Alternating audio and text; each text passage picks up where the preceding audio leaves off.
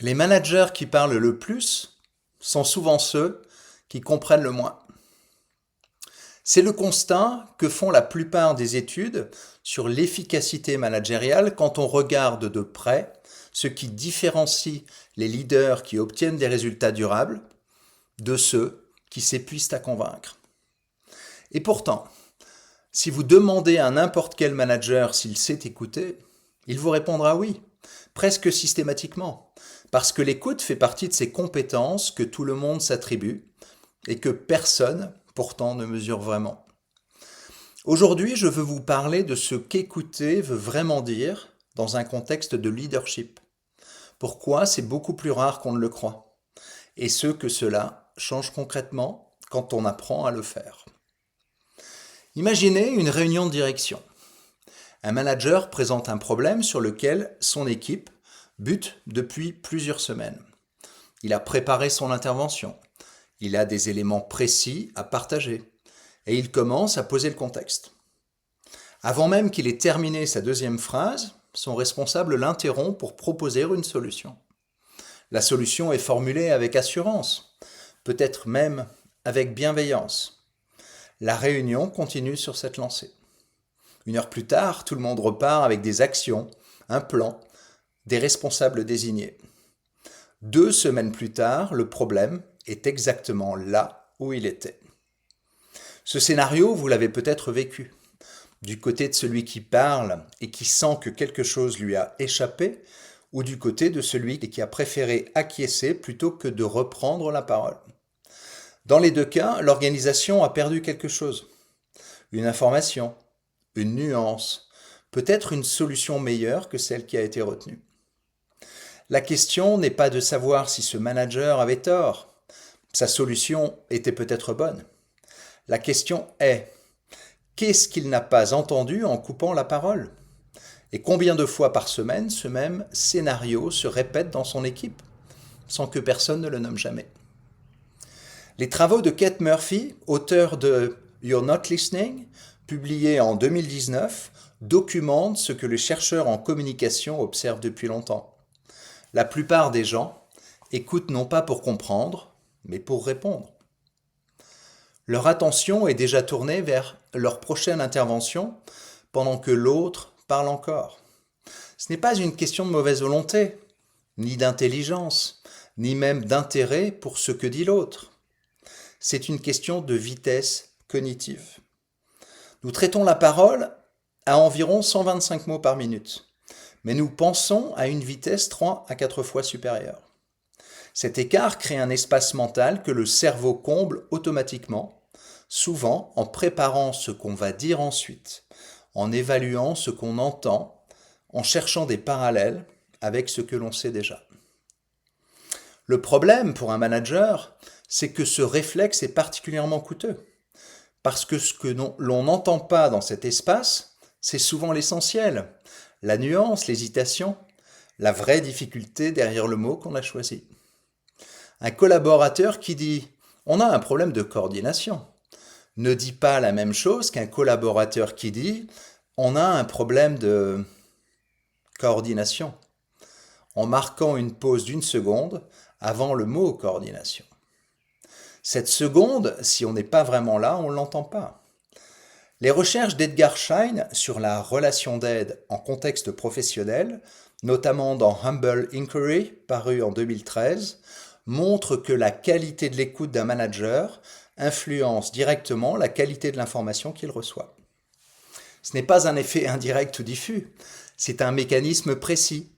Les collaborateurs évaluent en temps réel, souvent de façon inconsciente, si ce qu'ils sont en train de dire est vraiment reçu.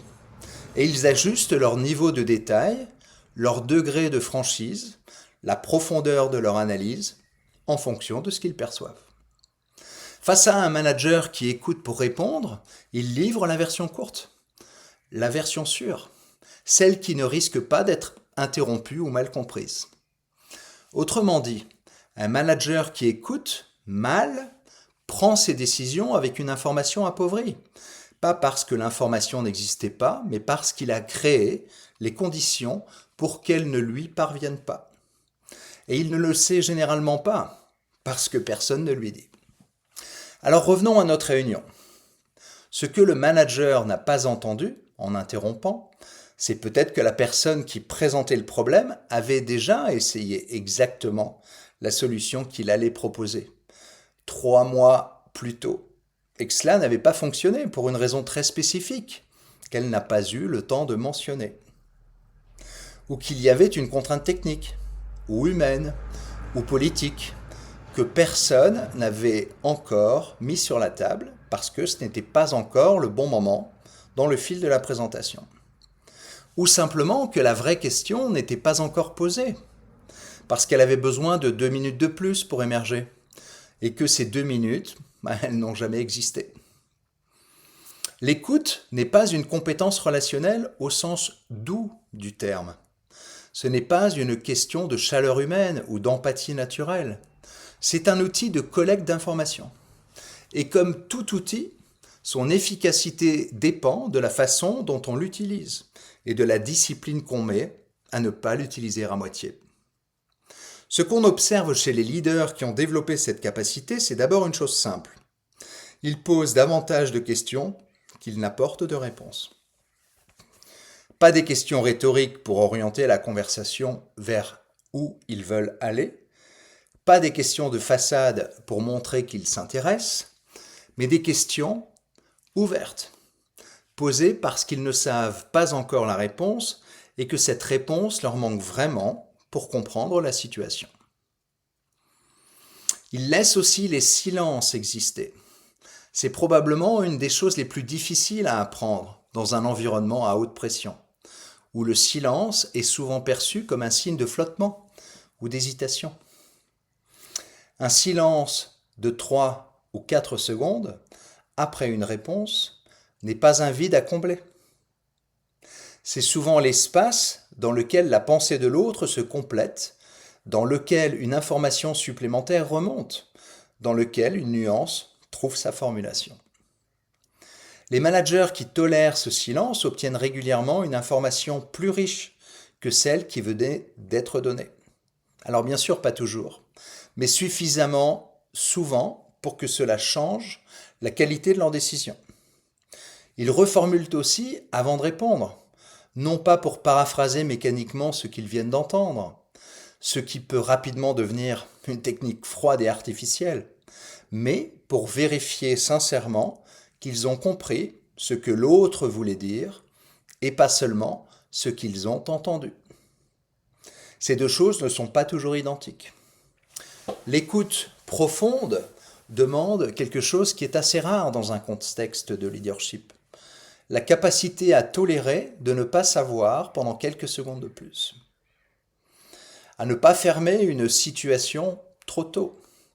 À résister à l'inconfort d'une question qui reste ouverte, d'un problème qui n'a pas encore sa solution, d'un silence qui n'a pas encore sa réponse. Pour beaucoup de managers, cette tolérance à l'incertitude est la vraie difficulté, bien plus que la technique d'écoute elle-même. C'est là que la préparation mentale entre en jeu, parce que ce n'est pas une compétence de communication au sens technique. Ce n'est pas une question de reformuler correctement ou de poser les bonnes questions. C'est une compétence de régulation. La capacité à ralentir son propre processus de pensée, à mettre en suspens ses propres conclusions pour rester vraiment présent à ce que l'autre est en train de construire devant vous. Et cette capacité, comme toutes les compétences de régulation, eh bien, elle se travaille. Elle ne s'improvise pas sous pression si on ne l'a jamais entraînée hors pression. Les managers qui parlent le moins ne sont pas passifs. Ils ne sont pas en retrait. Ils ne manquent pas d'opinion ou de conviction. Ils ont simplement appris que la qualité de ce qu'ils disent dépend directement de la qualité de ce qu'ils ont entendu avant de parler. Et cette attention, quand elle est réelle, quand elle n'est pas une technique mais une posture, change la qualité de tout ce qui suit. Les décisions qu'ils prennent, les relations qu'ils construisent et bien sûr les résultats qu'ils obtiennent.